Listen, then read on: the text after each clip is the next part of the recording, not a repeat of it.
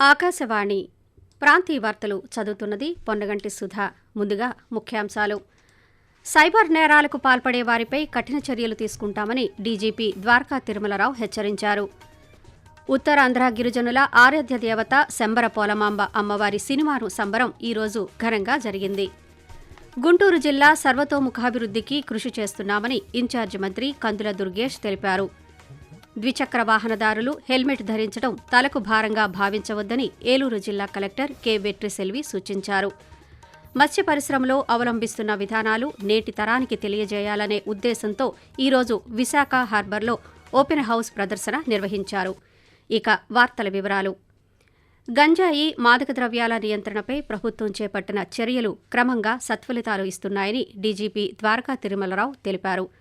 ఉత్తరాంధ్ర పర్యటనలో భాగంగా విజయనగరం జిల్లా పోలీసు కార్యాలయంలో పోలీసు అధికారులతో ఈరోజు ఆయన శాంతి భద్రతలపై సమీక్ష నిర్వహించారు.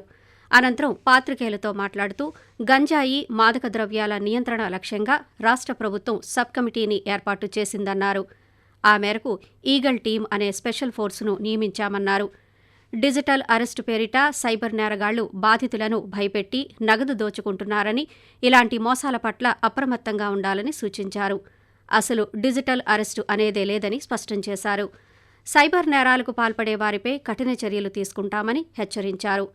రాష్ట్రంలో cyber crime, digital arrest, honey trap, మహిళలపై జరుగుతున్న దాడులు, రోడ్డు భద్రత లాంటి పలు అంశాలపై అవగాహన కార్యక్రమాలను ముమ్మరం చేశామని డీజీపీ వివరిస్తూ, elite anti narcotic group for law enforcement అనేటువంటి ఒక సంస్థను ఏర్పాటు చేసుకోవడం జరిగింది.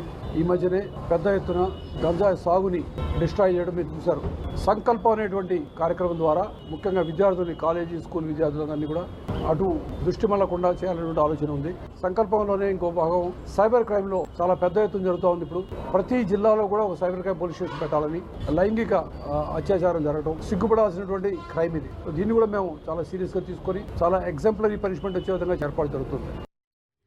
ఉత్తరాంధ్ర గిరిజనుల ఆరాధ్య దేవత శంబర పోలమాంబ అమ్మవారి సిరిమాను సంబరం ఈరోజు ఘనంగా జరిగింది. శంబర పురవీధుల్లో లక్షలాది మంది భక్తులు అమ్మవారి సిరిమానును దర్శించుకున్నారు. జాతర సందర్భంగా భక్తులు అధిక సంఖ్యలో అమ్మవారి దర్శనానికి వస్తున్న నేపథ్యంలో పోలీసులు పటిష్ట బందోబస్తును ఏర్పాటు చేశారు. కాగా రేపు అనుపోత్సవం కార్యక్రమం జరగనుంది. ఇదిలా ఉండగా శంబర పోలమాంబకు మహిళా, శిశు సంక్షేమం, గిరిజన సంక్షేమ శాఖ మంత్రి గుమ్మడి సంధ్యారాణి రాష్ట్ర ప్రభుత్వం తరఫున ఈరోజు పట్టు వస్త్రాలను సమర్పించారు.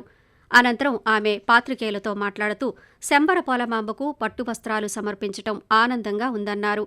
అమ్మవారి కృపతో ప్రతి ఒక్కరికి శ్రేయస్సు, సుఖ సంతోషాలు కలగాలని కోరుకుంటున్నానని చెప్పారు.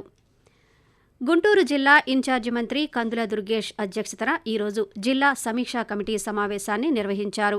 3 గంటల పాటు సుదీర్ఘంగా జరిగిన ఈ సమావేశం అనంతరం మంత్రి కందుల దుర్గేష్ పాత్రికేయులతో మాట్లాడుతూ వ్యవసాయం, పౌర సరఫరాలు, రోడ్లు, భవనాలు, జలవనరులు వంటి పలు అంశాలపై జిల్లాలో పరిస్థితిని కూలంకుషంగా చర్చించామని తెలిపారు.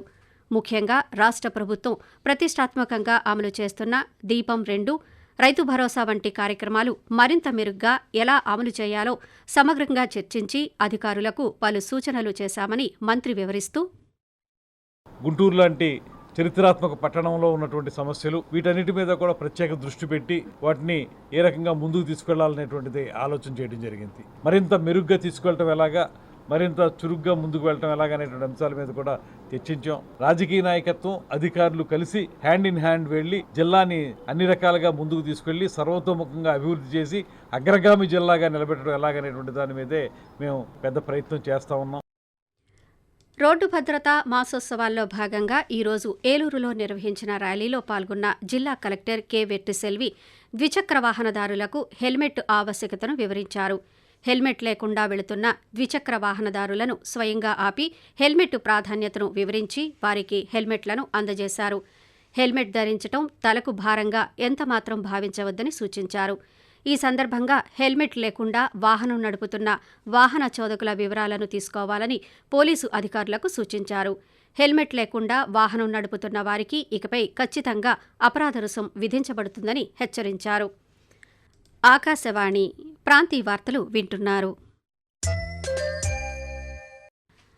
భారతీయ మత్స్య పరిశోధనా సంస్థ ఆధ్వర్యంలో విశాఖ ఫిషింగ్ హార్బర్లో ఈరోజు ఓపెన్ హౌస్ ఎగ్జిబిషన్ నిర్వహించారు. 6వ నెంబర్ జెట్టీలో మత్స్యదర్శిని, మత్స్య శికారి అనే 2 పరిశోధనా నౌకల్లో నిర్వహించిన ఈ ఓపెన్ హౌస్ ప్రదర్శనలో FSI director general doctor Srinath, zonal director doctor భామిరెడ్డితో కలిసి పాల్గొన్నారు. నైపుణ్యవంతమైన చేపల వేట, అందుకు ఉపయోగించే పరికరాలు వంటి అంశాలతో పాటు అధునాతన సాంకేతిక పరిజ్ఞానం, ప్రమాదకర సమయాల్లో ప్రాణాలను కాపాడడం వంటి విధానాలను ఈ ప్రదర్శనలో వివరించారు. ఈ సందర్భంగా ఎఫ్ఎస్ఐ డైరెక్టర్ జనరల్ శ్రీనాథ్ మాట్లాడుతూ, నేటి తరానికి మత్స్య పరిశ్రమలో అవలంబిస్తున్న విధానాలు స్వయంగా తెలియాలనే ఉద్దేశంతో ఈ ఓపెన్ హౌస్ నిర్వహిస్తున్నామని తెలిపారు. The students, the trainees and even the fishers are all permitted to visit our facility in the office, and also our 2 vessels which are the Matsyadarshini and the Matsya Shikari, 2 flagship vessels of FSI. They can visit the vessels and they can learn about the navigational equipments, they can learn about the life-saving equipments, they also can learn about what exact operation we are doing, what is our mandates and how we can conserve the marine resources for the future sustainability. దిగువ ట్రోపో ఆవరణంలో వీస్తున్న ఈశాన్య గాలుల కారణంగా రాష్ట్రంలో రాగల 3 రోజుల పాటు పొడి వాతావరణం ఏర్పడే అవకాశం ఉందని అమరావతిలోని భారత వాతావరణ కేంద్రం తెలిపింది. రేపు పొగమంచు 1 లేదా 2 చోట్ల సంభవించే అవకాశం ఉందని వాతావరణ శాఖ వెల్లడించింది. భారతదేశం 2047 నాటికి అభివృద్ధి చెందిన దేశంగా రూపొందేందుకు ఏర్పాటు చేసిన 20 సూత్రాల అమలు తీరుపై చైర్మన్ లంకా దినకర్ ఈరోజు నంద్యాలలో స్థానిక పార్లమెంటు సభ్యులు బైరెడ్డి శబరి, కలెక్టర్ రాజకుమారి, జిల్లా స్థాయి అధికారులతో సమీక్షా సమావేశం నిర్వహించారు. ఈ సమీక్ష అనంతరం లంకా దినకర్ పాత్రికేయులతో మాట్లాడుతూ, అభివృద్ధి చెందుతున్న దేశంగా కాకుండా అభివృద్ధి చెందిన దేశంగా మార్చేందుకు ప్రధానమంత్రి నరేంద్ర మోదీ 20 సూత్రాలను ఏర్పాటు చేశారని, ఈ 20 సూత్రాల పనితీరు, వాటి అమలు, అందులో ఉన్నటువంటి సమస్యలను చర్చించడానికి తాను ఈరోజు నంద్యాల రావడం జరిగిందని తెలిపారు. దేశంలోని అన్ని రాష్ట్రాల్లో కూడా ఈ 20 సూత్రాల ఫార్ములా అమలు జరుగుతోందని, అక్కడక్కడ కొన్ని సాంకేతిక సమస్యలు ఉన్నప్పటికీ వాటిని ప్రజాప్రతినిధులు, అధికారులు సమన్వయంతో పరిష్కరించి దేశాన్ని అభివృద్ధి చెందిన దేశంగా మార్చేందుకు కృషి చేస్తున్నారని లంకా దినకర్ పేర్కొంటూ, మొదటిసారిగా నంద్యాల జిల్లాకి సంబంధించినటువంటి ఈ సమీక్ష ప్రజలకి నాణ్యమైనటువంటి ఆస్తుల కల్పన ఉపాధి హామీ నిధులతో స్పష్టంగా దానికి సంబంధించినటువంటి అంశంలో రివ్యూ చేయడం జరిగింది. 73,13,00,000 రూపాయల వరకు ఇప్పటికే ఖర్చు చేయడం జరిగింది గ్రామీణ సడక్ యోజనకి సంబంధించి. అలాగే జిల్లాలో స్వయం సహాయ గ్రూపుల నుంచి లక్షాధికారులుగా మహిళలను తీర్చిదిద్దాలని లాక్పతి దీదీస్ ఏదైతే చెప్పామో 86,799 మంది మహిళల్ని గుర్తించడం జరిగింది.